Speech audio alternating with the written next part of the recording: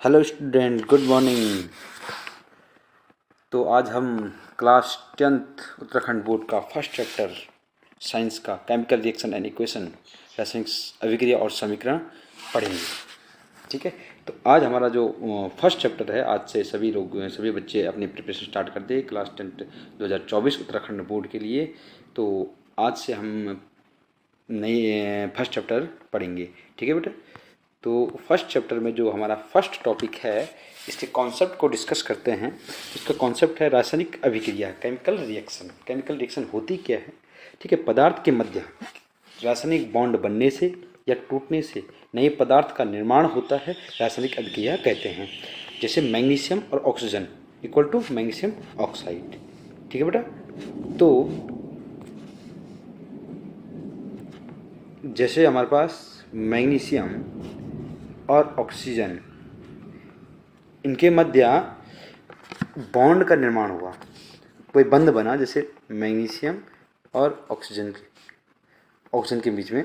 ठीक है, एक बॉन्ड बना, तो एक क्या बना? Magnesium oxide. ठीक है, तो क्या कहा कि रासायनिक अभिक्रिया में किसी पदार्थों के मध्य रासायनिक बंध बनने से या ब्रेक होने से अगर नए पदार्थ का निर्माण होता है तो किसे क्या कहते हैं? रासायनिक अभिक्रिया। अब जैसे हमारे रासायनिक बंध बनने से नया पदार्थ क्या बना? Magnesium oxide. अच्छा, रासायनिक बंध ब्रेक होने से, ठीक है, जैसे हमारे पास CaCO3। ठीक है, अब इनके बीच में क्या, अगर हीट डालेंगे तो हमारे जो कैल्शियम कार्बोनेट में बॉन्ड ब्रेक हो जाते हैं, CaO plus CO2, calcium oxide और कार्बन डाइऑक्साइड में टूट जाता है। ठीक है, तो रासायनिक बंध ब्रेक होने से हमारा नया कंपाउंड बना, या रासायनिक बंध बनने से हमारा नया कंपाउंड बना। दोनों क्या है? रासायनिक अभिक्रिया कहलाती है। ठीक है, अच्छा, रासायनिक अभिक्रिया के दौरान क्या निम्न कुछ परिवर्तन होते हैं अभिकारक में और उत्पाद में। जैसे अभिक्रिया होती है तो अभिकारक से उत्पाद में जाती है तो कुछ हमारे चेंजेस को देखने मिलते हैं। जैसे हमारे पास पहला क्या है? अवस्था में परिवर्तन। क्या है? अवस्था में परिवर्तन। पहला है हमारे पास अवस्था में परिवर्तन। ठीक है, दूसरा क्या है? रंग में परिवर्तन। तीसरा रासायनिक गुणधर्म में परिवर्तन या तापमान में परिवर्तन। जब कोई अभिकारक उत्पाद में बदलता है,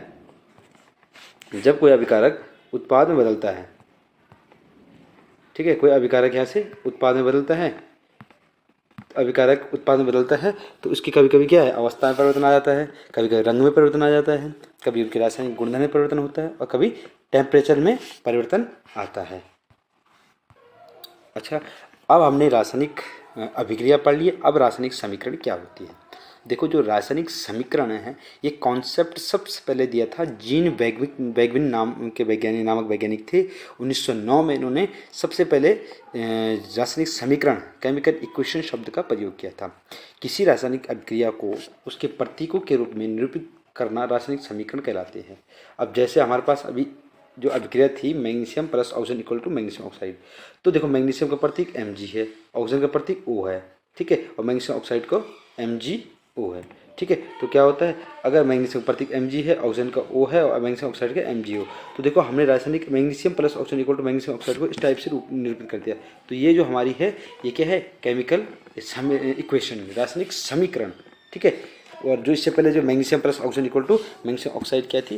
वो रासायनिक अभिक्रिया थी। तो इस प्रकार से रासायनिक अभिक्रिया को सरल रूप देने के लिए जीन बैगविन नामक वैज्ञानिक ने, ठीक है, रासायनिक अभिक्रिया का प्रयोग किया।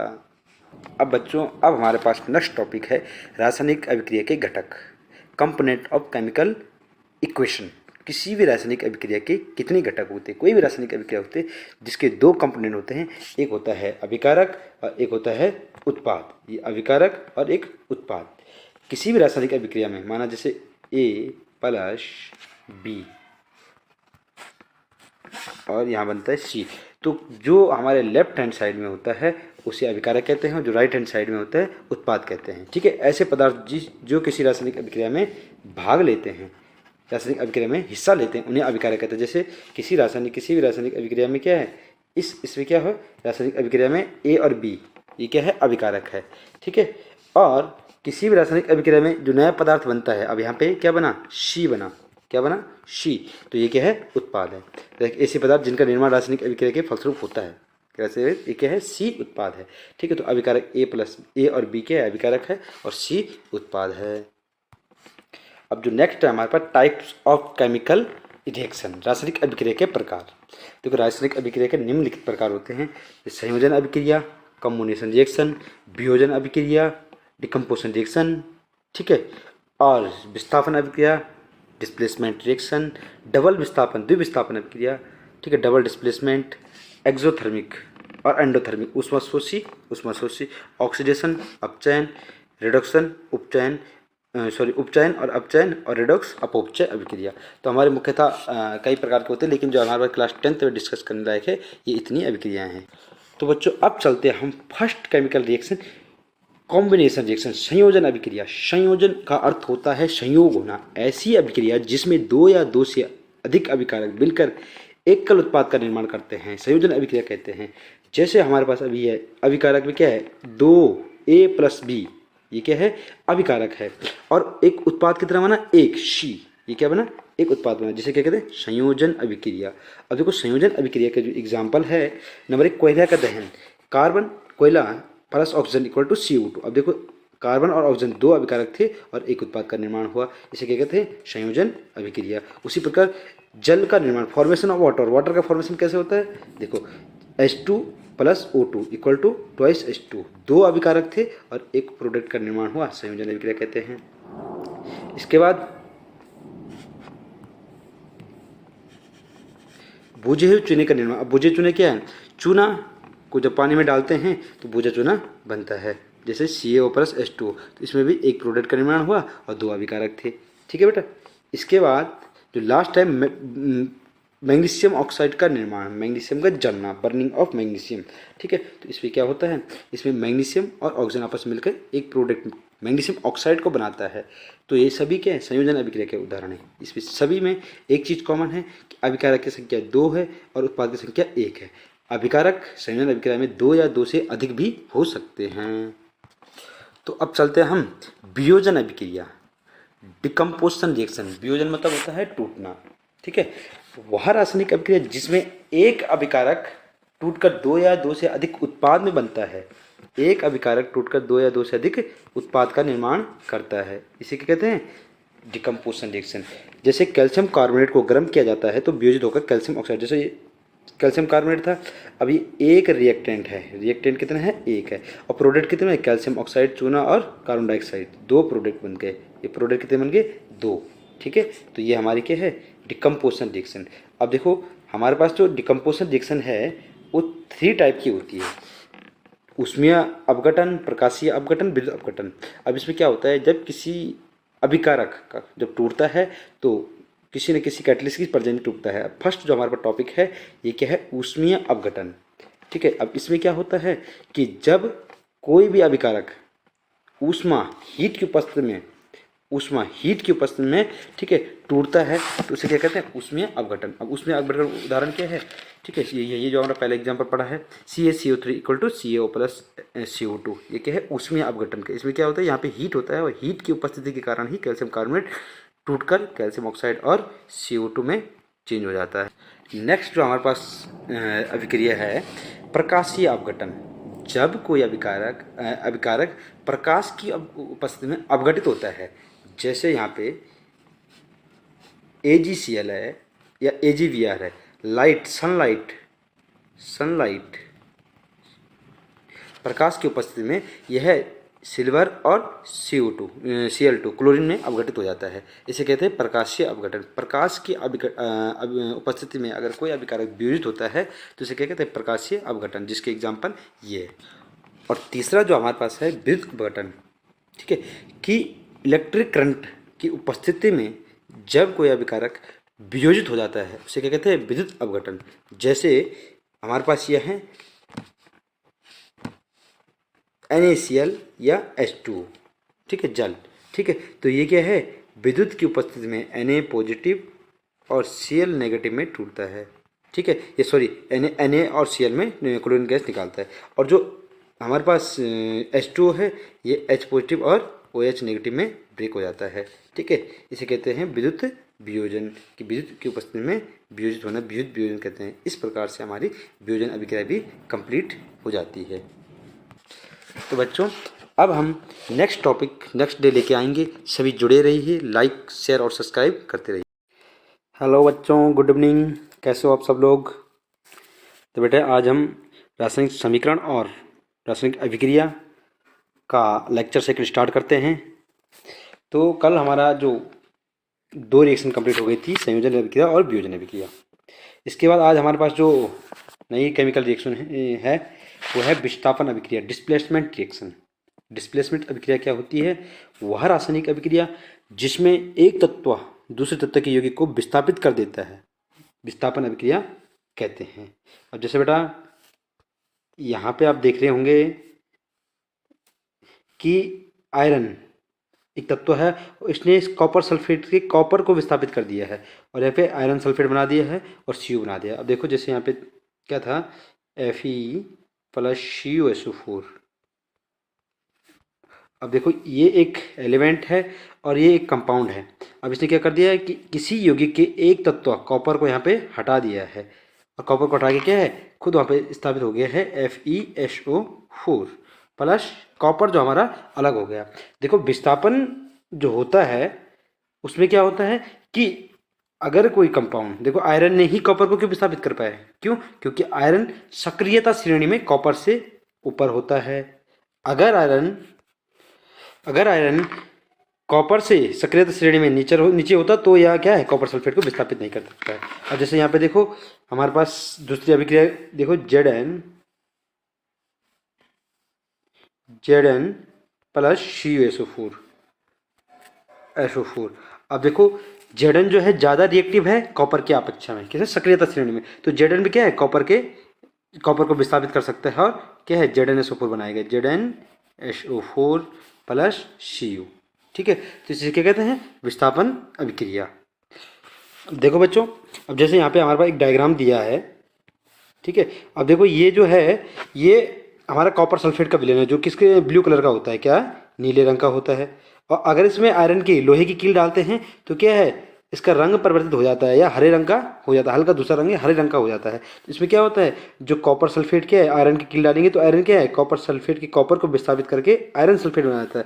तो ये आई क्या है आयरन सल्फेट बना FeSO4 बन जाता है जो कि हरे रंग का होता है और कॉपर सल्फेट को विस्थापित कर देता है। तो बच्चों अगली जो रिएक्शन है हमारे पास डबल डिस्प्लेसमेंट अभिक्रिया, द्विविस्थापन अभिक्रिया। द्विविस्थापन अभिक्रिया में क्या होता है 2 आयनों का आदान प्रदान होता है। वह रासायनिक अभिक्रिया जिसमें अभिकारकों के बीच 2 आयनों का आदान प्रदान होता है। जैसे एक अभिकारक हमारे Na2SO4 है और एक BaCl2 है। तो देखो Na आ गया Ba की जगह और Ba चले गए Na की जगह, तो क्या आ गया BaSO4 और NaCl। ठीक है, 2 आयनों का आदान प्रदान होता है और नए 2 उत्पाद का निर्माण होता है जैसे BaSO4 और NaCl। ठीक है, जिसे द्विविस्थापन अभिक्रिया कहते हैं। अगला जो एग्जाम्पल हमारे पास है इस अभिक्रिया का द्विविस्थापन का, जैसे यहाँ पे K2SO4 प्लस BaCl2। अब देखो इसमें क्या होगा, देखो पोटेशियम क्या है बेरियम की जगह पे आ जाएगा और बेरियम के यहाँ पे पोटेशियम की जगह पे आ जाएगा। 2 आयनों का आदान प्रदान होता है और नया जो कंपाउंड बनेगा वो क्या बनेगा, नया कंपाउंड जो बनेगा वो बनेगा BaSO4 plus KCl। BaSO4 plus KCl। ठीक है, इस प्रकार से 2 आयनों का आदान प्रदान हुआ और नए 2 उत्पाद का निर्माण हुआ, इसे कहते हैं द्विविस्थापन अभिक्रिया। तो बच्चों अब हमारे पास अगली जो केमिकल रिएक्शन है वो है ऊष्मा शोषी अभिक्रिया। ऊष्मा शोषी एंडोथर्मिक, ऊष्मा का शोषण होता है वह रासायनिक अभिक्रिया जिसमें ऊष्मा का अवशोषण होता है। किसी भी रासायनिक अभिक्रिया को अगर पूर्ण होने के लिए हमें बाहर से ऊष्मा देने की आवश्यकता होती है, ऊष्मा की जरूरत पड़ती है जिस अभिक्रिया को, उसे कहते हैं ऊष्मा शोषी। जैसे हमारे पास यहाँ पे अभिक्रिया है CaCO3 जो हमारे पास ऊष्मा शोषी अभिक्रिया का उदाहरण है CaCO3 कैल्शियम कार्बोनेट। अगर कैल्शियम कार्बोनेट को हम हीट करते हैं, क्या करते हैं, अगर कैल्शियम कार्बोनेट को हीट करते हैं तो कैल्शियम ऑक्साइड और कार्बन डाइऑक्साइड में टूटता है। तो इस अभिक्रिया को करने के लिए क्या है ऊष्मा की जरूरत पड़ती है, बाहर से हमें क्या है एनर्जी दी, इसे कहते हैं ऊष्मा शोषी अभिक्रिया। जैसे N2 प्लस O2, अब इसके लिए भी क्या है, ट्वाइस NO2 या NO2 बनता है, N2O बनता है। तो इसमें के लिए बाहर से हमें क्या करने की आवश्यकता पड़ी, एनर्जी देने की। इसे कहते हैं ऊष्मा शोषी। वह अभिक्रिया जिसमें ऊष्मा का अवशोषण होता है। क्या होता है, ऊष्मा का अवशोषण। कि माना जैसे हमारे पास क्या है, बर्फ का टुकड़ा है। अब देखो बर्फ जब पिघलता है, मेल्ट होता है, तो उसमें क्या है, बाहर से एनर्जी की जरूरत पड़ती है, एनर्जी की जरूरत पड़ती है। और बर्फ क्या है, पानी में टूट जाता है, पानी में। तो क्या है, ऊष्मा का अवशोषण हो रहा है, ऊष्मा का अवशोषण हो रहा है, उसे कहते हैं ऊष्मा शोषी अभिक्रिया। ठीक है, जो भी रासायनिक अभिक्रिया है जिसमें हम बाहर से ऊष्मा देते हैं किसी अभिक्रिया को पूर्ण करने के लिए, उसे क्या कहते हैं, ऊष्मा शोषी अभिक्रिया। अब देखो बच्चों, ये हमारा बर्फ जो यहाँ पे पिघल रहा है, तो बेटो देखो अब हमारे पास जो नेक्स्ट रिएक्शन है वो है ऊष्माक्षेपीय अभिक्रिया। ऊष्माक्षेपीय अभिक्रिया वह रासायनिक अभिक्रिया जिसमें ऊष्मा का उत्सर्जन होता है। कोई भी रासायनिक अभिक्रिया अगर होती है और उसमें ऊष्मा ऊर्जा निकलती है, उसे कहते हैं ऊष्माक्षेपीय अभिक्रिया। जैसे C+O2 इक्वल टू क्या बना, CO2। लेकिन जब ये अभिक्रिया हुई तो प्लस क्या है, एनर्जी निकलती है, एनर्जी। अब एनर्जी निकली तो उसे क्या है, ऊष्माक्षेपी। इसमें ऊष्मा दिए थे N2 प्लस थ्राइसेट की 22 एनर्जी थी, तो ये 24.3 किलो कैलोरी क्या है, ये एनर्जी रिलीज हो रही है। H2 plus Cl2 equal twice HCl। तो जिस भी अभिक्रिया में क्या है, अभिक्रिया के दौरान क्या है, ऊर्जा का निकलती है, उत्सर्जन होता है, बाहर निकलती है, ऊष्मा का उत्सर्जन होता है। इसे क्या कहते हैं, ऊष्माक्षेपीय अभिक्रिया। जैसे बेटा आपने घर में देखा होगा, जब हम क्या है, चूना लाते हैं बाजार से, या बाजार से हम कहीं से चूना लेके आते हैं, तो क्या है, अगर चूने में पानी डालते हैं तो कुछ टाइम बाद क्या देते हैं हम, उस चूने के इसमें क्या है, एनर्जी निकलती है। एनर्जी जब बुदबुदाहट होने लगती है और एनर्जी निकलती है। अब देखो जो चूने में CaO और उसमें हम क्या है, वाटर मिलाया, H2O मिलाया, H2, तो क्या है, ये CaOH का होल ट्वाइस बना, भुजा चूना बना। लेकिन उस दौरान क्या है, ऊर्जा भी रिलीज होने लगती है, प्लस एनर्जी, ये ऊर्जा निकलती है, आपने घर में देखा होगा।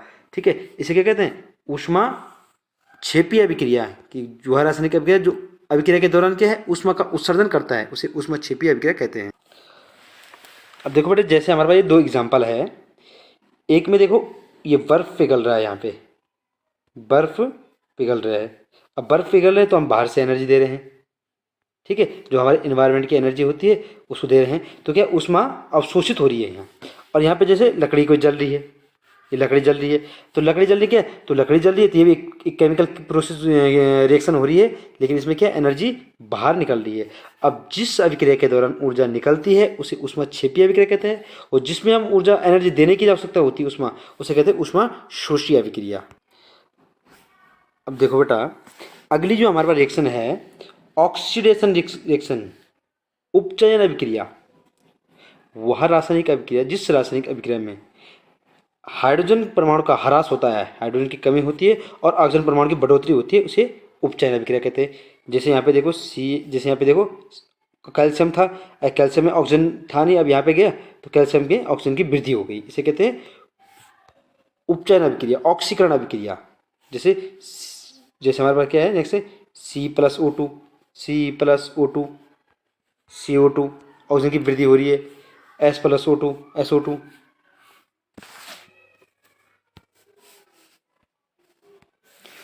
कोई भी रासायनिक अभिक्रिया होती है जिसमें क्या ऑक्सीजन का योग होता है, उसे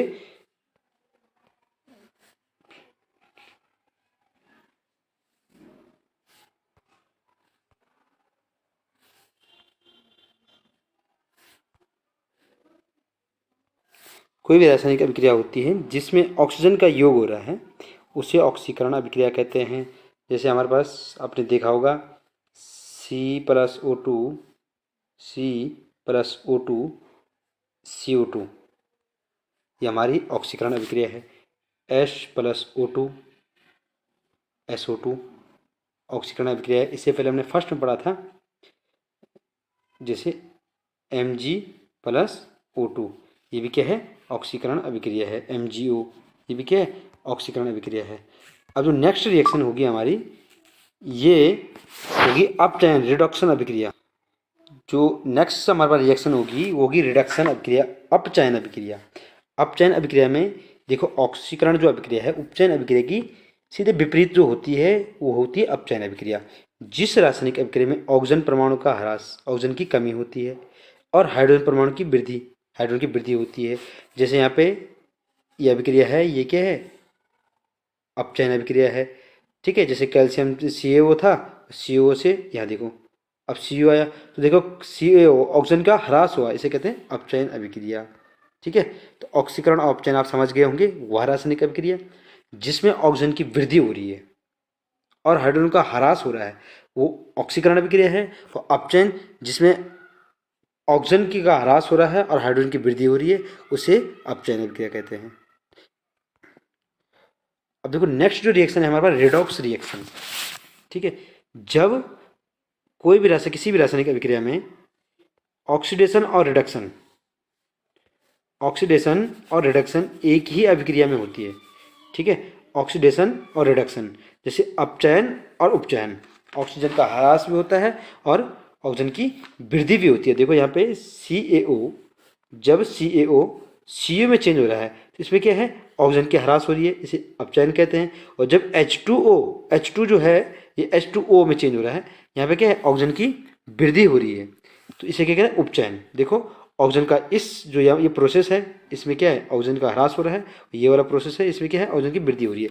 तो देखो ऑक्सीजन का ह्रास और ऑक्सीजन की वृद्धि दोनों एक ही अभिक्रिया में हो रही है, इसे कहते हैं क्या, रेडॉक्स अभिक्रिया, जिसमें क्या, ऑक्सीकरण और अपचयन दोनों एक ही अभिक्रिया में होता है, इसे कहते हैं रेडॉक्स रिएक्शन। अच्छा, जो नेक्स्ट हमारे पास रिएक्शन है यह हाइड्रोजनीकरण अभिक्रिया, हाइड्रोजनेशन रिएक्शन। ठीक है, वह रासायनिक अभिक्रिया जिसमें असंतृप्त हाइड्रोकार्बन निकेल उत्प्रेरक की उपस्थिति में क्या है, हाइड्रोजन से क्रिया कर संतृप्त हाइड्रोजन में। देखो जब एल्कीन या कोई भी एल्कीन या एल्काइन, ठीक है, हाइड्रोजन से क्रिया करते, उसमें हाइड्रोजन का योग होता है और एल्केन में परिवर्तित होता है, इसे कहते हैं हाइड्रोजनेशन अभिक्रिया। हाइड्रोजनेशन जो अभिक्रिया है, इसका जो उदाहरण है यह है वनस्पति तेल से वनस्पति घी का बनना, वनस्पति तेल से वनस्पति घी जो बनता है निकेल उत्प्रेरक की उपस्थिति में, ठीक है, उसे क्या कहते हैं, हाइड्रोजनीकरण अभिक्रिया। एथीन से एथेन का निर्माण हाइड्रोजनीकरण अभिक्रिया है। ठीक है, नेक्स्ट रिएक्शन जो हमारे पास है वो है उदासीनीकरण अभिक्रिया, न्यूट्रलाइजेशन अभिक्रिया। वह रासायनिक अभिक्रिया जिसमें अम्ल और क्षार क्रिया करके लवण का निर्माण और जल बनाते हैं, इसे कहते हैं उदासीनीकरण अभिक्रिया। जैसे यहाँ पे हाइड्रोक्लोरिक एसिड है और कास्टिक सोडा क्या है, बेस है। एसिड और बेस क्रिया करके एक लवण का निर्माण करते हैं, NaCl, और जल H2O का निर्माण करते हैं, इसे उदासीनीकरण अभिक्रिया कहते हैं। वह रासायनिक अभिक्रिया जिसमें अम्ल और क्षार क्रिया करके क्या है, उदासीन यौगिक लवण का निर्माण करते हैं, इसे कहते हैं उदासीनीकरण अभिक्रिया। अब देखो, और लास्ट हमारे पास रिएक्शन है अवक्षेपण अभिक्रिया। अवक्षेपण अभिक्रिया, प्रिसिपिटेशन अभिक्रिया, पेपेट का निर्माण होता है। अब इसमें क्या होता है बेटा, देखो कोई भी अगर रासायनिक अभिक्रिया होती है, ठीक है, और उसमें क्या अवक्षेप बनता है, अवक्षेप मतलब कोई भी रासायनिक अभिक्रिया होती है। अब माना हमारे पास ये अभिक्रिया है Na2SO4 और BaCl2, ठीक है, तो यहाँ पे क्या होता है कि BaSO4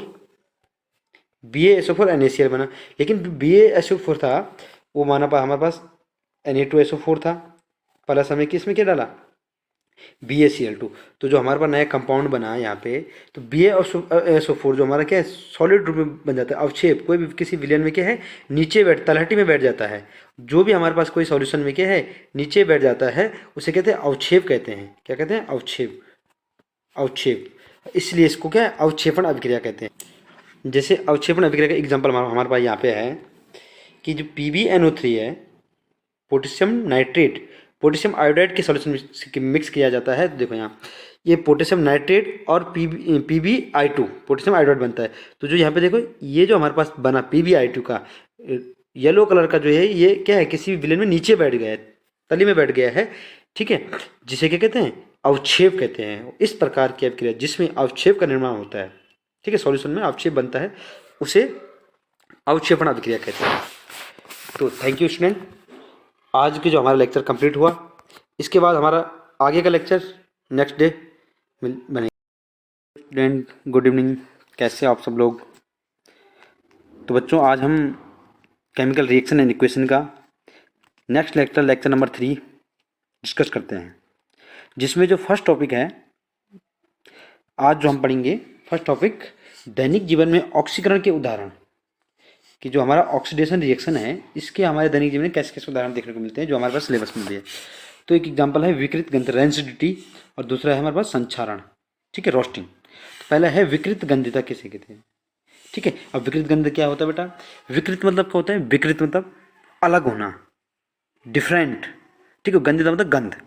जब तेल या वसा युक्त खाद्य पदार्थ को खुली हवा में छोड़ने पर वह ऑक्सीकृत हो जाता है, मतलब ऑक्सीजन से क्रिया कर देता है।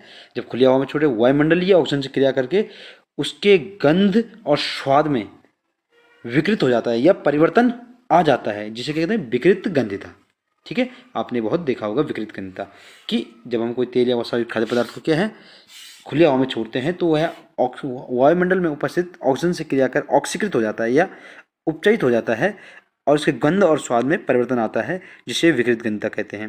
देखो विकृत गंधिता से बचने के लिए, देखो इसी से बचने के लिए चिप्स की थैलियों में, जो हमारे चिप्स की थैलियों में नाइट्रोजन गैस भरी जाती है। जो ये हमारी चिप्स की थैली है, आप देखे होंगे चिप्स की थैली, नमकीन की थैली इस टाइप से फुली होती है। तो इसमें क्या होता है कि ये तेल, अब इसमें देखो चिप्स बने होते हैं। अब चिप्स क्या है, तेल या वसा से बने होते हैं। अब देखो इसको कई समय तक खाद्य पदार्थ के रूप में यूज करने के लिए क्या होता है, इसकी थैलियों में नाइट्रोजन गैस भरी जाती है। अब नाइट्रोजन गैस क्या होता है कि जो एंटी ऑक्सीडाइजिंग एजेंट का काम करता है, ठीक है, प्रत्य ऑक्सीकारक का काम करता है। क्या करते हैं, इसको ऑक्सीकरण होने से रोकता है ताकि इसके गंध और स्वाद में परिवर्तन ना आ जाए, जिसे विकृत गंधिता कहते हैं। बच्चों दूसरा हमें जो इसका एग्जाम्पल मिलता है वो संक्षारण, रोस्टिंग, ठीक है। जब धातु पानी और वायुमंडल के ऑक्सीजन के संपर्क में आता है तो धातुएं धीरे धीरे अवांछित पदार्थों जैसे ऑक्साइड, हाइड्रोक्साइड और कार्बोनेट आदि में परिवर्तित हो जाती हैं। धातुओं का अवांछित यौगिक में परिवर्तन होने की प्रक्रिया को क्या कहते हैं, संक्षारण कहते हैं। जैसे हमने क्या देखा, जैसे हमारा लोहे के क्या होता है, लोहा होता है, तो ये क्या नमी और वायुमंडल के ऑक्सीजन के संपर्क में आती है, इसके ऊपर एक परत जम जाती है, ठीक है, जिसे जंग भी कहते हैं। क्या है, जंग, ठीक है, जिसे यही क्या है संक्षारण कहते हैं। कि धातुओं की, जब धातु क्या है नमी और ऑक्सीजन के संपर्क में आते हैं तो इसकी उस ऊपरी परत क्या संक्षारित हो जाती है, परिवर्तित हो जाती है, जिसे क्या कहते हैं संक्षारण। और ये किस कारण होते हैं, ऑक्सीडेशन के कारण ऑक्सीजन के संपर्क में आता है, ऑक्सीडेशन होता है, जिसे क्या है संक्षारण कहता है। संक्षारण का उदाहरण है लोहे पर जंग लगना। ऐसे कई एग्जाम्पल है, लेकिन हमें अक्सर ये देखने को मिलता है लोहे पर जंग। जैसे हमारे पास ये संगल है और इस पर क्या है जंग लगा है, तो ये किस कारण हो, जैसे नमी और वायुमंडलीय ऑक्सीजन के संपर्क में आए तो इनके ऑक्सीजन से क्रिया के ऑक्सीकरण हुआ, और ऑक्सीकरण होने के इसके ऊपर एक हेमेटाइड Fe2O3 XH2, जो जंग का सूत्र है, ठीक, Fe2O3 XH2 की परत जम जाती है, जिसे क्या कहते हैं जंग कहते हैं। और धातु की ऊपरी सतह को परिवर्तित हो जाना, जिसे कहते हैं संक्षारण कहते हैं। अब देखो बच्चों, जैसे हम संक्षारण पढ़ा, अब देखो संक्षारण से हम जो लोहे की वस्तुएं होती है अक्सर देखो संक्षारण से बचने के लिए, जंग लगने से बचने के लिए हम क्या करते हैं, उसके ऊपर एक परत चढ़ा देते हैं, क्या पेंट करते हैं, ठीक है, ठीक है। तो इसे गैल्वेनाइजेशन कहते हैं, रसद लेपन। लोहे को संक्षारण से बचाने के लिए जिंक की परत चढ़ाई जाती है। अब देखो जिंक बहुत कम क्रियाशील धातु है, ठीक है, तो कम क्रियाशील थे, वायुमंडल के ऑक्सीजन से कम क्रिया करेगी, और क्रिया नहीं करेगी तो क्या है वो उसके ऊपरी परत संक्षारित नहीं होती है, ठीक है। तो संक्षारण से बचने के लिए क्या करना, इसके ऊपर जिंक की परत चढ़ाई जाती है, क्योंकि जिंक क्या है बहुत कम क्रियाशील है, जबकि लोहा अधिक क्रियाशील है जिंक से, तो इसलिए वो जल्दी से ऑक्सीजन से क्रिया करके क्या है जंग बना देता है, या उसके ऊपरी परत संचारित हो जाती है, तो इसलिए इसको जिंक की परत चढ़ाई जाती है, जिसे कहते हैं यसद लेपन। यसद मतलब जिंक, जस्तीकरण, जिसे कहते हैं जस्तीकरण भी कहते हैं और यसद लेपन कहते हैं।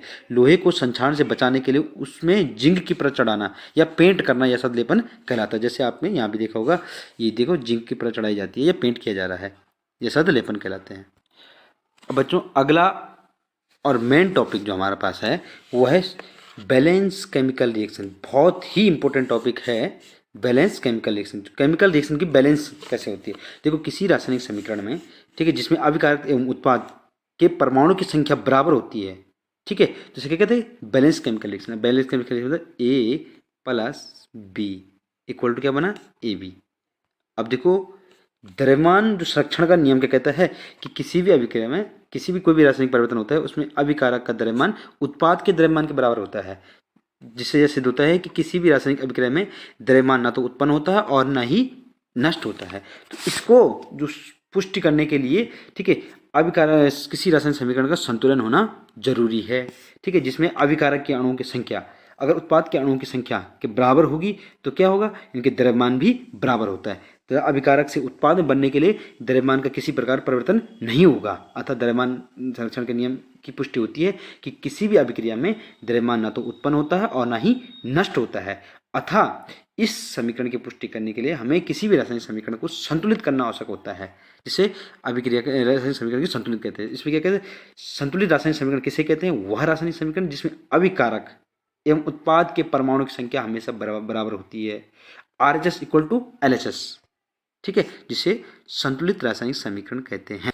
अच्छा बच्चों, तो अब हमें बैलेंस केमिकल रिएक्शन या रिएक्शन की बैलेंसिंग कैसे करते हैं, तो इसके लिए पढ़ने के लिए हमें क्या है, कुछ बेसिक्स का पता होना चाहिए कि हमें अभिकारक की कैलकुलेशन कैसे करनी है, ये संख्या कैसे पता करते हैं। तो इसमें देखो, सबसे पहले देखो हमारे पास क्या होता है, जैसे कोई रिजेंट है हमारे पास,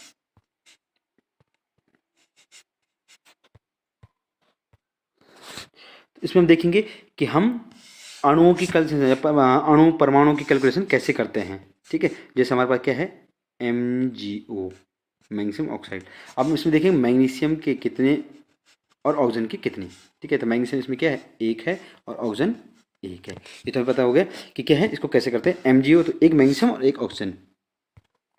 अब इसमें हम क्या, अगर ट्वाइस MgO करते हैं, MgO, ठीक है, तो इसको कैलकुलेशन कैसे करते हैं, देखो इसमें मैग्नीशियम के कितने परमाणु हैं, Mg के परमाणु क्या है।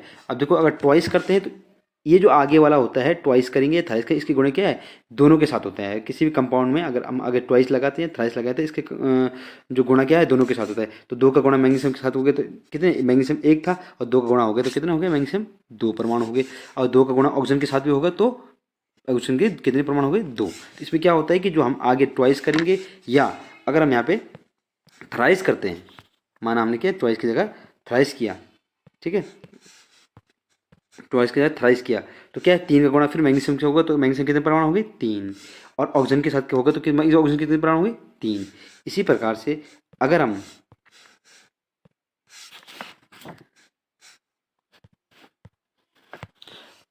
अब देखो अगर हम H2 में काउंटिंग करेंगे तो H2, अब देखो जो अगर पीछे के साथ किसी कोई संख्या जुड़ी है तो समझो कि वो ओनली उसकी होती है। जैसे H2, H कितने हो गए, 2, और O मतलब ऑक्सीजन 1, ठीक है।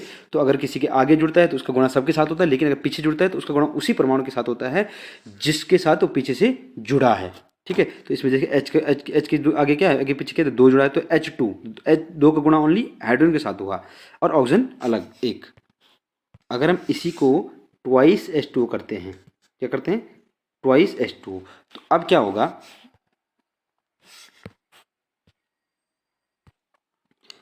अगर हम ट्वाइस H2 करते हैं तो देखो, अब देखो मैंने क्या कहा कि 2 का गुणा सबके साथ होगा, तो H कितने थे, 2, और 2 का गुणा अगर हम ट्वाइस किया तो आगे जिसकी आगे जो लगता है इसका गुणा सबके साथ होता है। यहाँ 2 H थे और 2 के साथ हो जाए तो H कितने हो गए, 4।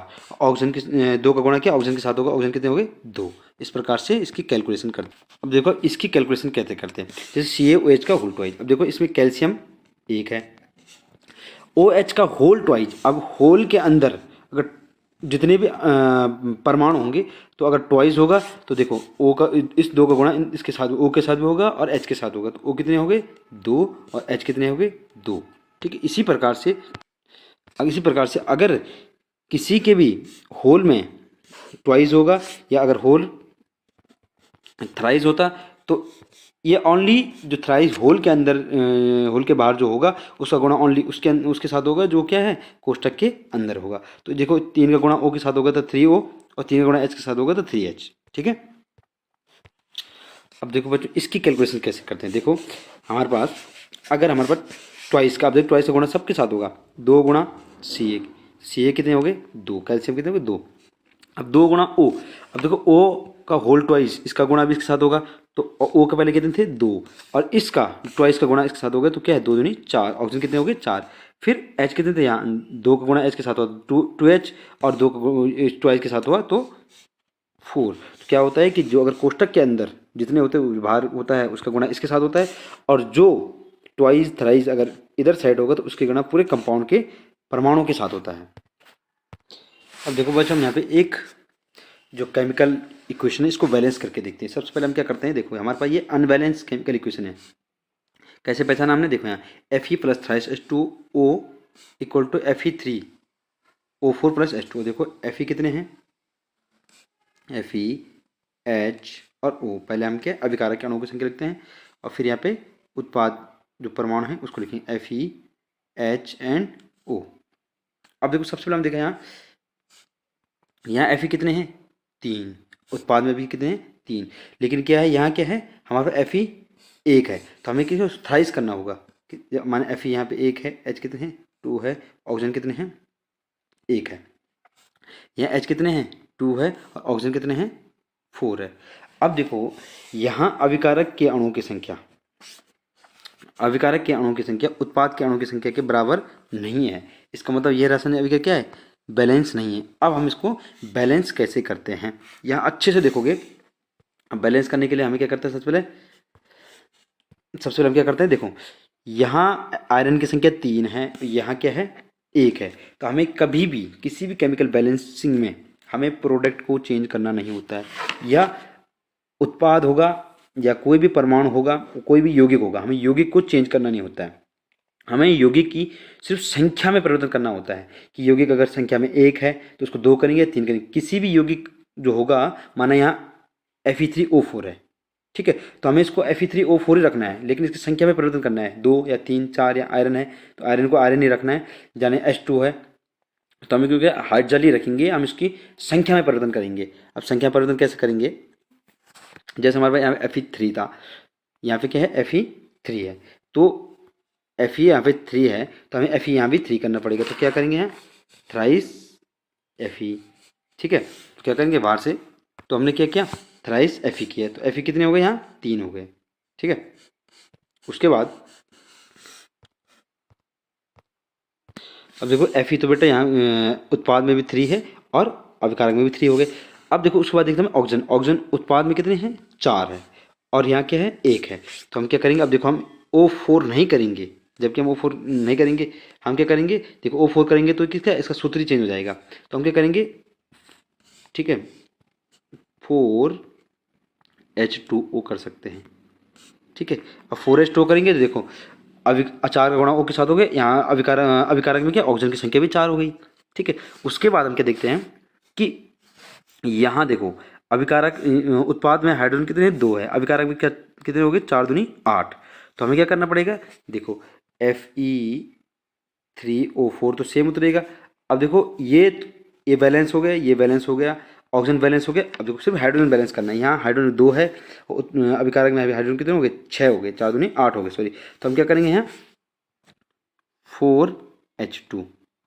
अब देखो बेटा कि अभिकारक में आयरन की संख्या 3 है, उत्पाद में आयरन की संख्या 3 है, ठीक। अभिकारक में हाइड्रोजन की संख्या 4 दूनी 8 है, ठीक है, और उत्पाद में हाइड्रोजन की संख्या 4 दूनी 8 है, ठीक है। अभिकारक में ऑक्सीजन की संख्या 4 है और उत्पाद में ऑक्सीजन की संख्या 4 है, अतः अभिकारक में परमाणुओं की संख्या बराबर है उत्पाद में परमाणुओं की संख्या के। अतः इस प्रकार से हमारी ये रिएक्शन क्या है, बैलेंस हो गई, इसे कहेंगे बैलेंस केमिकल रिएक्शन। तो बच्चों अब देखो ये हमारे पास कुछ अनबैलेंस केमिकल रिएक्शन है और हमें इसको क्या है, बैलेंस करना है। तो आज आपके लिए ये होमवर्क है, आज के लिए इतना ही है, ये आपके लिए होमवर्क है कि इसको आपको बैलेंस करना है। इसके बाद मैं प्रत्येक केमिकल रिएक्शन को आपको अगले लेक्चर में बैलेंस करना सिखाऊंगा, ठीक है। कोशिश करो कि जितना हो सके प्रैक्टिस करो, बैलेंस केमिकल रिएक्शन की प्रैक्टिस होती है, ठीक है। जो भी डाउट आएंगे वो हम आपको कल सॉल्व कर देंगे। इसके बाद जितने भी ज़्यादा आप केमिकल बैलेंसिंग प्रैक्टिस करोगे उतना ही फ़ायदेमंद है। हेलो बच्चों, कैसे हो आप सब लोग। तो बच्चों आज हम केमिकल रिएक्शन एंड इक्वेशन का लेक्चर नंबर 4 स्टार्ट करते हैं, जिसमें हम जो पढ़ रहे थे केमिकल बैलेंसिंग, ठीक है, कि किसी भी केमिकल रिएक्शन को बैलेंस कैसे करते हैं। तो अब कुछ एग्जांपल्स हमने कल कराए थे और कुछ एग्जांपल्स आज कराएंगे। तो बच्चों जो नेक्स्ट हमारे पास एक रिएक्शन आई है iron oxide Fe2O3 plus twice Al equal to Al2O3 plus Fe। देखो ये रिएक्शन थर्माइट रिएक्शन भी है। अक्सर इस रिएक्शन का यूज कहाँ होता है? रेल की पट्टियों बनाने में। ठीक है, थर्माइट रिएक्शन का एक एग्जांपल है और रेल की पट्टियाँ बनाने में इसका यूज होता है। तो अब देखो यह रिएक्शन जो है बैलेंस नहीं है। अब हम देखो कैसे बैलेंस कैसे करते हैं। अब देखो बेटा, हम इस रिएक्शन को देखते हैं। इसमें देखो सबसे पहले हम क्या करेंगे, अभिकारक और फिर उत्पाद देखेंगे। ठीक है, कि अभिकारक कितने हैं, नंबर ऑफ परमाणु, और उत्पाद के परमाणु की संख्या कितनी है। अब देखो अभिकारक में हमने देखा आयरन, आयरन कितने हैं 2 Fe2। ठीक है, ऑक्सीजन कितने हैं 3 और एल्यूमिनियम कितने हैं 2। अब देखो उत्पाद में देखो Fe कितने हैं 1, ऑक्सीजन 3 और एल्यूमिनियम 2। अब देखो क्या यार केमिकल रिएक्शन बैलेंस है। देखो इसमें आयरन की संख्या 2 है और इसमें आयरन की संख्या, देखो अभिकारक में आयरन की संख्या कितनी आ रही है 2 आ रही है, उत्पाद में आयरन की संख्या कितनी आ रही है 3 आ रही है। अतः रिएक्शन क्या है, बैलेंस नहीं है। अब हम इसको बैलेंस कैसे करते हैं, देखो हमारे पास जो है अभिकारक में आयरन की संख्या 2 है और उत्पाद में 1 है, तो हमें अभिकारक में उत्पाद में आयरन की संख्या बढ़ानी पड़ेगी। तो बढ़ाएंगे तो क्या करेंगे, देखो यहाँ ट्वाइस करना पड़ेगा, ट्वाइस Fe। अगर ट्वाइस Fe करेंगे तो आयरन की संख्या 2 हो जाएगी। ठीक है, ऑक्सीजन 3, एल्यूमिनियम 2 और 2। अब देखो अभिकारक में उपस्थित परमाणु की संख्या जो है उत्पाद में उपस्थित परमाणु की संख्या के बराबर है, दोनों इक्वल है। इस रिएक्शन ये क्या हो गया आपका, ये क्या हो गया, बैलेंस हो गई। इसे कहेंगे बैलेंस केमिकल रिएक्शन। देखो बेटा ये रिएक्शन बैलेंस होकर कैसे बनी, देखो ये रिएक्शन बैलेंस होकर बनी है Fe2O3 plus twice Al equal to Al2O3 plus twice Fe। अब क्या यहाँ पे क्या आ जाएगा, ट्वाइस Fe आ जाएगा। अब ये बैलेंस हो गई है, इसे कहेंगे बैलेंस केमिकल रिएक्शन। अब देखो बेटा बैलेंस केमिकल रिएक्शन के आपके बहुत सारे एग्जाम्पल करने पड़ेंगे। जो भी डाउट होगा वो दोबारा आप कमेंट्स में लिख दीजिए। इसके बाद जो हम नेक्स्ट टॉपिक पढ़ेंगे, अपचायक और उपचायक पदार्थ, अपचायित तथा उपचायित पदार्थ। ठीक है, सॉरी यहाँ पे गलत लिख दिया है अपचायक, जबकि यहाँ अपचायित और उपचायित पदार्थ। ठीक है, अपचायित पदार्थ कोई भी अगर रिडॉक्स रिएक्शन है उसमें अपचायित क्या हो रहा है और उपचायित क्या हो रहा है। ठीक है, ये हमारे पास क्वेश्चन आते हैं, इसको हम सॉल्व करेंगे। ठीक है, अब इसके लिए क्या होता है कि हमें पहले अपचायित पदार्थ किसे कहते हैं, ये अपचायक नहीं है, पहली बात ध्यान रखो, इसको अपचायित बोलेंगे। ठीक है, ठीक है। अब देखो ये हमारे पास आ गया अपचायित और उपचायित पदार्थ। अब देखो बेटा अपचायित पदार्थ किसे कहते हैं, किसी भी रेडॉक्स रिएक्शन में वह पदार्थ जिसका उपचयन हो रहा हो, जिसमें ऑक्सीजन का योग हो रहा हो, उसे अपचायित पदार्थ कहते हैं। मतलब जिसका उपचयन हो रहा है उसको क्या कहेंगे, अपचायित पदार्थ। ठीक, और उपचयित पदार्थ जिसका अपचयन हो रहा है और अपचायित पदार्थ जिसका उपचयन हो रहा है। देखो ये हमारे पास डेफिनेशन है, और इसकी डेफिनेशन ऐसे है कि ऑक्सीडेशन नंबर जिसमें वृद्धि होती है उसे उपचयित पदार्थ कहते हैं, और जिसमें ऑक्सीडेशन नंबर का ह्रास होता है उसे अपचयित पदार्थ कहते हैं। लेकिन मैं आपको यहाँ पे इसका आपको शॉर्ट ट्रिक बताऊंगा, क्योंकि आपके पास उत्तराखंड बोर्ड में या इस टाइप से क्वेश्चन आते हैं, बहुत बार बनते हैं कि कोई रिएक्शन दी रहती है और उसमें बोलो कि अपचयित और उपचयित पदार्थ को छांटिए। तो इसके लिए मैं आपको सही ट्रिक बताऊँगा। देखो इसमें क्या होता है, इसमें हमें ध्यान रखना चाहिए सबसे पहले कि हमें जो भी अगर देखना है उपचयित और अपचयित पदार्थ देखना है, सबसे पहले तो हम देखेंगे किसमें, रिएक्टेंट में। हमें प्रोडक्ट में नहीं जाना है, रिएक्टेंट में देखना है। अब रिएक्टेंट में जो पदार्थ जिसमें ऑक्सीजन उपस्थित होगा, ठीक है, वो पदार्थ आपका अपचयित पदार्थ होगा, जिसमें ऑक्सीजन उपस्थित होगा। और जिसमें ऑक्सीजन उपस्थित नहीं होगा उसे क्या कहेंगे, उपचयित पदार्थ। क्यों, देखो यहाँ वह पदार्थ उपचयन किसका हो रहा है, देखो हाइड्रोजन का, यहाँ पे हाइड्रोजन देखो उपचयित होकर क्या है, ऑक्सीजन का योग हो गया ना। देखो हाइड्रोजन 4HCl था, इसमें क्या है, ऑक्सीजन का योग हो गया, इसे कहेंगे उपचयित पदार्थ। और अपचयित जिसमें ऑक्सीजन का ह्रास होता है। तो देखो यहाँ पे Mn में O2 थे 2, और इसमें क्या MnCl2 में क्या गया, ठीक है, ऑक्सीजन की कमी आ गई। अच्छा, इसमें उपचयित जो पदार्थ है वो क्या है, HCl, और अपचयित पदार्थ क्या है, MnO2। ध्यान रहे हमें उपचयित और अपचयित पदार्थ सिर्फ रिएक्टेंट में ही बताने होते हैं। ठीक है, कि उपचयन किसका हुआ है और अपचयन किसका हुआ है।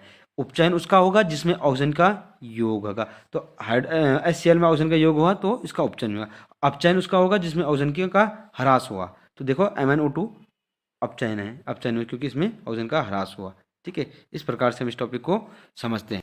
अच्छा, इसमें क्या है, उपचयित पदार्थ HCl है और अपचयित पदार्थ MnO2 है। अब देखो नेक्स्ट रिएक्शन हमारे पास है CuO plus H2 equal to Cu plus H2। अब देखो इसमें उपचयित पदार्थ क्या है, जिसका उपचयन हुआ हो। अब देखो यहाँ पे उपचयन किसका हुआ है, जिसमें ऑक्सीजन का योग हुआ है H2। तो H2 क्या है, उपचयित पदार्थ। उपचयित क्या है, उपचयित, जो चयित पदार्थ है उपचयित, ठीक है, वो क्या है H2। क्यों, क्योंकि इसमें उपचयन हुआ है। ठीक है, हमने क्या देखा, रिएक्टेंट में देखना है। और अपचयित पदार्थ जिसमें ऑक्सीजन का ह्रास हुआ है। अब देखो इसमें CuO में एक ऑक्सीजन था और यहाँ जाके ऑक्सीजन का ह्रास हुआ है, तो इसे कहेंगे अपचयित। क्या है, अपचयित पदार्थ CuO, कॉपर ऑक्साइड। इस प्रकार से हमने ये टॉपिक समझ लिया है कि अपचयित पदार्थ और उपचयित पदार्थ किसे कहते हैं। 2 रिएक्शन मैंने करा दी है, इसके बाद और एग्जाम्पल आप खुद कीजिएगा। देखो भाई, इस प्रकार से हमारा जो ये केमिकल रिएक्शन एंड इक्वेशन का फर्स्ट चैप्टर कंप्लीट हो गया है। ठीक है,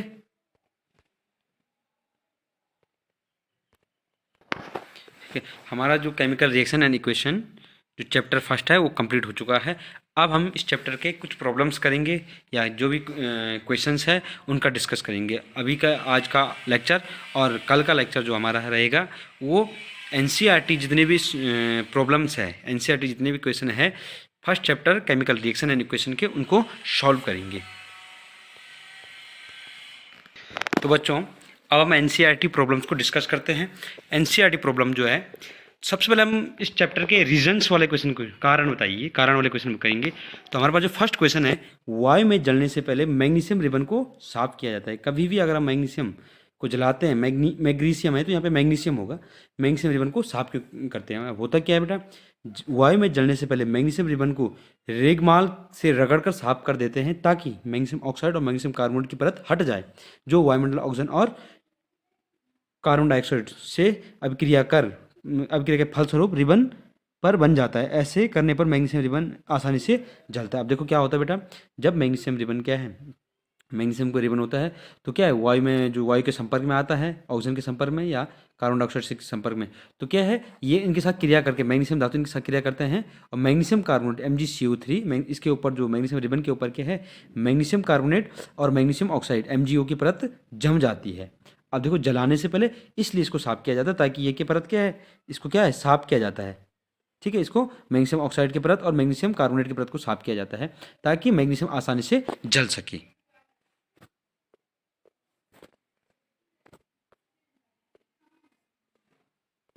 नेक्स्ट जो क्वेश्चन हमारे पास है, लोहे की वस्तुओं पर हम पेंट क्यों करते हैं। देखो मैंने क्या कहा, रीजन वाले क्वेश्चन डिस्कस करेंगे। लोहे की वस्तुओं को पेंट क्यों करते हैं। आप सबको पता है कि लोहा क्या होता है, नमी और ऑक्सीजन के संपर्क में आकर क्या है, उसमें जंग जम जाता है या उसकी ऊपरी सतह क्या है, संक्षारित हो जाती है, और संक्षारण से बचाने के लिए हम क्या है, उसमें पेंट करते हैं। अब नेक्स्ट क्वेश्चन हमारे पास है, तेल या वसायुक्त खाद्य पदार्थों को हम नाइट्रोजन से प्रभावित किया जाता है क्यों। देखो हमने बताया था कि तेल या वसायुक्त खाद्य पदार्थ को हम नाइट्रोजन से प्रभावित करते हैं क्यों, क्योंकि इसमें क्या होता है, तेल या वसायुक्त खाद्य पदार्थ क्या है, अगर वायु के संपर्क में आता है तो उपचयित होकर इसकी क्या, गंध और स्वाद में परिवर्तन आ जाता है। देखो ठीक है, जिसे बचाव के लिए हम क्या इसमें नाइट्रोजन डालते हैं, क्योंकि नाइट्रोजन एक प्रतिऑक्सीकारक का काम करता है। देखो तेल या वसायुक्त खाद्य पदार्थों को नाइट्रोजन से इसलिए प्रभावित किया जाता है क्योंकि इन पदार्थों का गंध और स्वाद उपचयित होने के कारण बदल जाता है। नाइट्रोजन एक प्रतिऑक्सीकारक है जो इस पदार्थों को उपचयित ऑक्सीकृत होने से बचाता है तथा अतः तेल या वसायुक्त खाद्य पदार्थ की विकृत गंधता नहीं हो पाती है। इस तरह वसायुक्त पदार्थ जैसे चिप्स की खराब नहीं होते हैं। तो क्या हम क्या करते हैं, जो हमारे तेल से बनी वस्तु होती है उसको विकृत गंधिता, उसके गंध और स्वाद में परिवर्तन होने से बचाने के लिए कि उसमें क्या है, प्रतिऑक्सीकारक जो ऑक्सीकरण को रोकता है उसका प्रयोग करते हैं नाइट्रोजन का, और उसमें नाइट्रोजन डालते हैं। इसका रीज़न ये है। तो बच्चों आज के इस लेक्चर में इतना ही है। देखो आज हमने कुछ प्रॉब्लम सॉल्व किए जिसमें रीजन वाले क्वेश्चन थे, थ्योरेटिकल क्वेश्चन थे, रीजन वाले क्वेश्चन थे, और कुछ हमने अपचयित और उपचयित पदार्थ कैसे किसी भी अभिक्रिया में अपचयित पदार्थ और उपचयित पदार्थ कैसे ज्ञात करते हैं, और केमिकल बैलेंसिंग। ठीक है, तो ये चैप्टर हमारा कंप्लीट हो चुका है। अब हम नेक्स्ट लेक्चर में इस चैप्टर के और जो प्रॉब्लम्स है उसको डिस्कस करेंगे।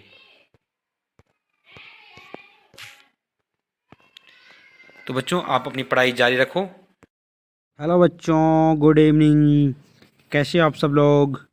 तो बच्चों आज हम क्लास 10th का केमिस्ट्री का फर्स्ट चैप्टर जो केमिकल रिएक्शन एंड इक्वेशन जो चल रहा था उसका लेक्चर नंबर 5 पढ़ेंगे, और जिसमें हम आज एनसीईआरटी जो प्रॉब्लम है उनको सॉल्व करेंगे। तो बच्चों यहाँ पे हमारे पास एक क्वेश्चन आता है सबसे पहले एनसीईआरटी में।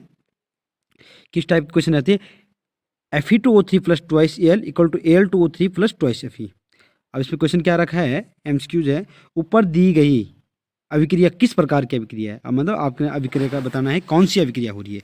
अब देखो इसमें हो क्या रहा है बेटा कि जो आयरन है, ये जो एल्यूमिनियम है, ये क्या है, आयरन को विस्थापित कर रहा है। ठीक है, हटा के खुद Al2O3 प्लस ट्वाइस Fe बन रहा है। तो ये कौन सा अभिक्रिया, देखो संयोजन है, देखो संयोजन क्या है, इसमें ये दोनों जुड़ रहे हैं, नहीं जुड़ रहे हैं। ठीक है, द्विविस्थापन है, देखो दो आयनों का आदान प्रदान नहीं हो रहा है। वियोजन है, क्या इसमें एक अणु दो भागों में टूट रहा है, नहीं। ठीक है, तो कौन सी अभिक्रिया है, इसमें एल्यूमिनियम आयरन को विस्थापित कर रहा है। ठीक है, और Al2O3 प्लस ट्वाइस Fe बना रहा है। तो ये कौन सी अभिक्रिया है, विस्थापन, हमारा लास्ट ऑप्शन विस्थापन अभिक्रिया। तो बच्चों आज का जो फर्स्ट क्वेश्चन है, किसी पदार्थ X विलयन के उपयोग अगर सफेदी करने में किया जाता है तो X पदार्थ का नाम तथा इसका सूत्र बताइए। और उसमें दूसरा क्वेश्चन आ रखा है X की जल के साथ अभिक्रिया बताइए। अब देखो इतना तो सबको पता ही होगा कि हम घरों में सफाई करने में किसका यूज करते हैं, सफाई करने में क्या करते हैं, चूने का यूज करता है, चूना। जो चूना है X पदार्थ का नाम, किसी पदार्थ X के विलयन, तो चूना क्या है, CaO। ठीक है, तो क्या है, पहला क्वेश्चन क्या है, किसी पदार्थ X के विलयन का उपयोग हम सफेदी करने में करते हैं, तो क्या है, X पदार्थ का नाम और सूत्र, X पदार्थ का नाम क्या है, चूना, और उसका सूत्र क्या है, CaO। दूसरा क्या है, इसी में क्वेश्चन दे रखा है कि ऊपर लिखिए, फर्स्ट में लिखिए X पदार्थ की जल के साथ अभिक्रिया। अब देखो अगर चूने की जल के साथ अभिक्रिया करते हैं, CaO प्लस H2O, वाटर के साथ अभिक्रिया की, और ये अभिक्रिया मैंने कई बार कर दी है। तो देखो यहाँ कैल्शियम और कैल्शियम ऑक्साइड और जल की अभिक्रिया करेंगे, तो क्या बनेगा, CaOH का होल ट्वाइस, बूझा हुआ चूना, और जिसका उपयोग क्या हम सफाई करने में करते हैं।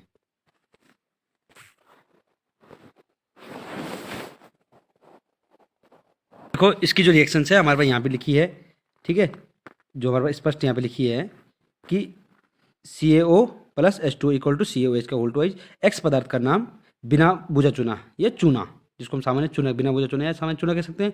X पदार्थ की जल के साथ किया, CaO प्लस H2 और CaOH का होल ट्वाइस, तो क्या बूझा हुआ चूना, जिसका उपयोग क्या हम सफेदी करने में करते हैं।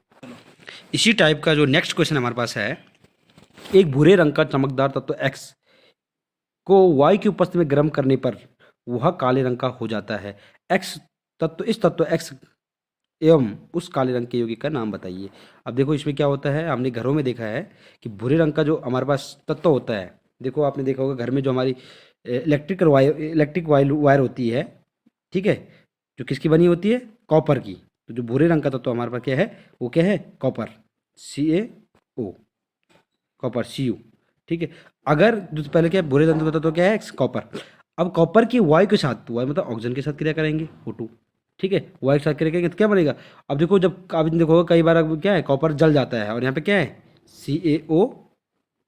CuO कॉपर ऑक्साइड बन जाता है। जो हमारे काले रंग का पदार्थ क्या है, वो कॉपर ऑक्साइड है।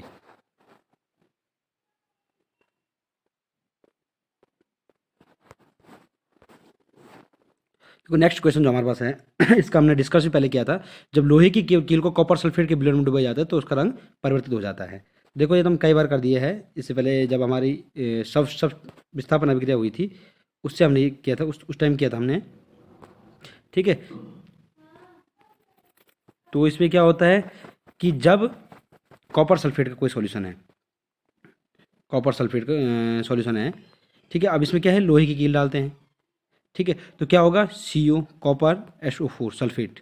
तो अगर इसमें लोहे की कील मतलब आयरन डालेंगे तो क्या होता है, आयरन मोर रिएक्टिव है कॉपर से, कॉपर से क्या है, मोर रिएक्टिव है। तो क्या करता है, रिएक्टिविटी सीरीज में आयरन मोर रिएक्टिव है कॉपर से, तो आयरन क्या करता है, कॉपर को सब्स्टिट्यूट कर देता है, ठीक है, और कॉपर को सब्स्टिट्यूट करके क्या है, FeSO4 बनाता है, कॉपर सल्फेट बनाता है। देखो तो जो कॉपर सॉरी आयरन सल्फेट बनाता है, कॉपर सल्फेट जो है उसका कलर क्या है, नीले रंग का होता है। आपने इसका नाम भी सुना होगा, नीला थोथा इसलिए कहा जाता है इसको, क्योंकि ये नीले रंग का है। और जो हमारे पास FeSO4 आयरन सल्फेट जो बना, वो क्या है, हल्का हरे रंग का होता है। इसलिए जो है हमारा क्या है, जो रंग परिवर्तित हो जाता है, जो नीले रंग का कॉपर होता है वो क्या है, कॉपर सल्फेट होता है, वो हरे रंग में बदल जाता है, आयरन सल्फेट बना देता है और ये हरे रंग में बदल जाता है। तो बच्चों आज के लिए जो हमारे पास यहाँ पे होमवर्क है, ये कुछ केमिकल रिएक्शंस दिए हैं, ठीक है, इसको आपको बैलेंस करना है, ठीक है, ये आपका आज होमवर्क है। नेक्स्ट है, इस जो ये रिएक्शन दिए है इसमें क्या है, अपचयित और उपचयित पदार्थ देखना है, ये भी आपके लिए होमवर्क है। अगर इस चैप्टर से संबंधित कोई भी किसी को न्यूमेरिकल में सॉरी किसी भी क्वेश्चन में अगर दिक्कत होती है, प्रॉब्लम आती है, तो आप कमेंट बॉक्स में लिखिए या मुझे पर्सनल कांटेक्ट कीजिए। इसके बाद जो हमारा नेक्स्ट टॉपिक चलेगा वो इस chapter chemical reaction and equation का एमसीक्यूज, जो हम कंपटीशन की तैयारी करते हैं, तो कंपटीशन तैयारी के लिए एमसीक्यूज बेस्ड क्वेश्चन चलेंगे। नेक्स्ट लेक्चर हमारा वो बनेगा। Thank you so much.